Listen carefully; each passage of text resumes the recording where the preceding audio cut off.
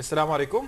السلام علیکم۔ جی وعلیکم السلام، کون صاحبہ؟ جی میرا یہ سوال ہے کہ اگر ہسبینڈ اور وائف دونوں جاب کرتے ہیں جی تو دونوں کے اوپر قربانی واجب ہے؟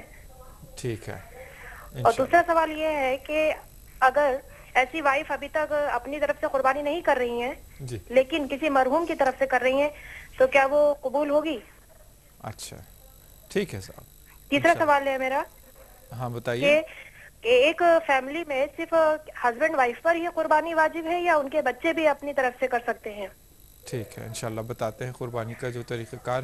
حدیث شریف میں نبی کریم علیہ الصلوۃ کا ارشاد ہے، مسند امام احمد ابن حنبل میں بھی حدیث ہے، سنن ابن ماجہ شریف میں بھی حدیث ہے، من وجد ساعة ولم يضحي فلا يقربن مصلانا، من كان له ساعة ولم يضحي فلا يقربن مصلانا۔ یہ حدیث ابن ماجہ میں ہے، مسند امام احمد بن حنبل میں ہے، شعب الایمان للبیہقی میں ہے کہ جو وسعت اور استطاعت کے باوجود قربانی نہ دے وہ ہماری عیدگاہ میں نہ آئے۔ تو من کان لہ ساعہ کے الفاظ ہے، من وجد ساعتن کے الفاظ ہے، جو بھی استطاعت رکھتے ہوں ان سب کے لیے قربانی کا وجوب اور لزوم معلوم ہوتا ہے اس حدیث مبارک کی روشنی میں۔ اسی لیے علماء امت نے یہ فرمایا ہے کہ استطاعت رکھنے والے قربانی کا ضرور اہتمام کریں، اور اس میں من وجد ساعتن ہے، جو استطاعت رکھتے ہوں، خواہ وہ گھر کے ہر فرد کے اندر استطاعت ہو یا کسی ایک کے اندر استطاعت ہو، میاں بیوی ہر کوئی مستطیع ہو تو ہر ایک اپنی طرف سے قربانی کا اہتمام کرے۔ ہاں البتہ جہاں استطاعت شوہر کے پاس ہے، بیوی ماتحت ہے، ماتحت کا مطلب غلط انداز سے نہ لیا جائے، یعنی خرچ کرنے کی ذمہ داری شوہر کو دی گئی کہ بیوی پر وہ خرچ کرے، بما انفقوا من اموالہم جیسا قرآن میں آیا ہے، اس اعتبار سے اب قربانی یہ دے رہا ہے استطاعت کی واجب قربانی۔ اب ثواب میں شریک کرنا چاہتے ہیں تو پورے گھر والوں کو شریک کر لے سکتے ہیں۔ جن روایتوں میں یہ آتا ہے کہ ایک قربانی تمام اہل خانہ کی طرف سے کفایت کر جاتی ہے تو وہاں علماء کرام نے یہ بحث لکھی ہے کہ وہ قربانی میں شرکت سے مراد اجر و ثواب میں شریک کر لینا ہے۔ ایک قربانی تو ایک فرد کی طرف سے ہوگی جو استطاعت رکھتا ہے، اب رہے گا ثواب وہ سارے اہل خانہ کو مل جائے گا۔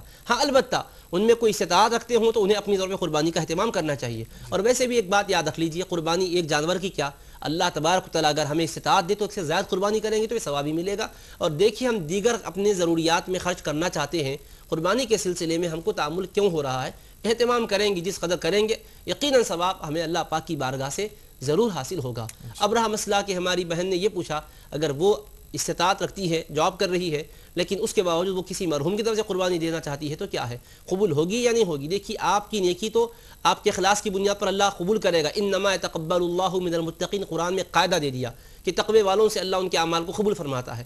تو کوئی بھی نیکی آپ کریں گے تو یقیناً قبول ہوگی، مگر بات یہ ہے کہ اگر آپ اپنے پاس استطاعت رکھتے ہوں اور اپنی قربانی نہ دے رہے ہوں اور کسی مرحوم کی طرف سے قربانی دے رہے ہوں، وہ قربانی یہ کافی اس کے لیے کافی نہیں ہوگی۔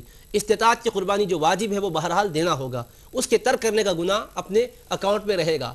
وہ اپنی جگہ کی نیکی آپ کی ہو گئی لیکن وہ اس کے لیے کافی نہیں ہوں گی، اس کا بدل نہیں بنے گی، لہٰذا اپنی استطاعت والی قربانی آپ ادا کر دیں۔ اس کے علاوہ مزید کرنا چاہتے ہیں تو آپ کو اجازت ہے۔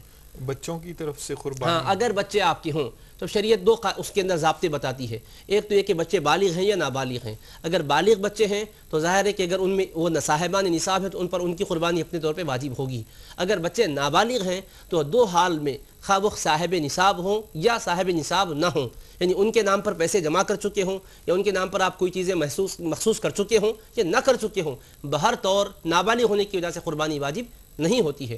کر لیتے ہیں ماں باپ تو ثواب بہرحال مل جائے گا، لیکن قربانی بہرحال نابالغ کی طرف، نابالغ پر خواہ وہ نصاب کا مالک ہی کیوں نہ ہو، عزم و شرع واجب نہیں ہے۔ یہی قول زیادہ قابل اعتبار ہے۔